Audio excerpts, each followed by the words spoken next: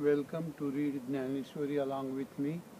I am in Stockton near Cambodian Vatra Dharman temple where there are many statues of Buddhas giving life cycle of Buddha, his right from his birth up to the Nirvana. And we're reading Dnyaneshwari chapter 15 from OV 84 onwards. It is a box containing different energies. It is the sky for cloud of words, or it is fold of cloth of universe. This falsity is present and is still like not present in the eternal spirit. Then see the brilliance of spirit manifest. When we get sleep, then it makes us quiet. Or when carbon grows on the flame, it dampens the brightness of the flame. In a dream, a young woman sleeping with her husband awakens him from the dream. She embraces him without embracing, thus satisfying his desire.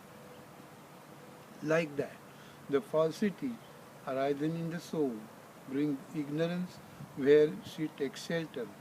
This is the first root of this tree. The eternal spirit has ignorance about itself. That is the bulb of tree of life, grafted on the eternal spirit. In Vedic philosophy, this is called as the theory of seed. The sleep, which is the complete ignorance, is called germinating state of the seed. The other two, the awakening and the dream, are the states of fruition of that shoot. Thus is said in the language of Vedas. But let this be so. The ignorance is its cause. The pure soul at the top and the roots growing up and down in a prepared soil bed suggest the union with falsity. Then different innumerable bodies get formed and grow downwards deeper and deeper on all four sides. This is the root of the tree of life. When it gets strong hold at the top, then bunches and bunches of tips grow down. Here, first, the greater principle arises from falsity or material substance. It arises as one tender young leaflet. The word falsity here we are using for Sanskrit or Prakrit word Maya. Here, first the greater principle arises from falsity or material substance. It arises as one tender young leaflet.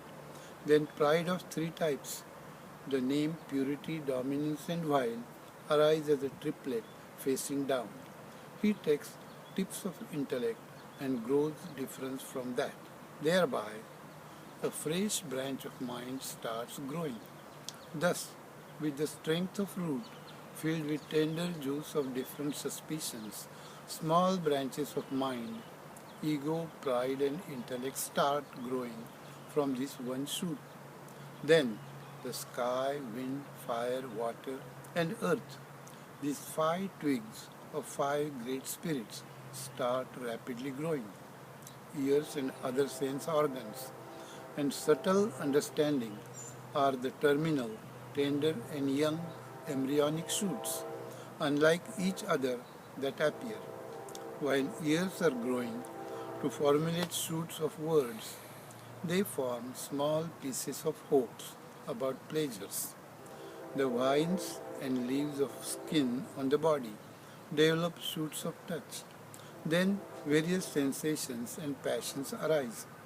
Then, when leaves of form grow, the eyes place a long stick reaching there. This expands illusion very well. The bunches of tastes of different juices.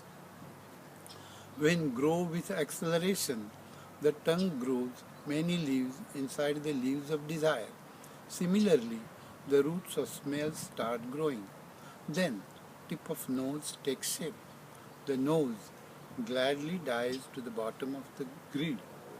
Thus, from the greater principle, the pride, mind, intellect and 5 spirits, this framework of worldly life is formed. What more could I say? This tree grows on all these 8 sides. But It is like shining of a shell limited to its extent, or the expansion of waves on the sea is up to the expansion of its surface. Thus, the eternal spirit is in the form of tree with roots of ignorance. One man alone in a dream becomes his entire family and friends. Like that, this tree of life is the family of eternal spirit. It is its extension. Let this be so. It grows branches downward from shoots from the greater principle. The reason the experts call it as Ashwatth tree, that also I shall tell here. Listen to that. Now, Shiva means tomorrow. Till then, this tree of life doesn't last. So it is called Ashwatth. The cloud takes different color before a moment is over, or the lightning doesn't last even for a second. The drop of water on the petal of moving lotus flower is not stable, or the mind of the man in agony is never stable. Like that is the state of this tree of life. That is, it is destroyed every second. So experts call it Ashwatth. With the name Ashwatth, people refer to the fig tree. But this is not what God meant. Even if God were to call the worldly life a fig tree, I would have agreed with it. But here, what we have to do with the popular meaning? So now listen to the extraordinary story about this Ashwatth tree. It is called so as it is short-lived, it is momentary. I think we'll stop here. Thank you very much for joining me today. I'm in Stockton in Buddha Temple, and thank you very much for joining me today. Come again for the next session. Namaste.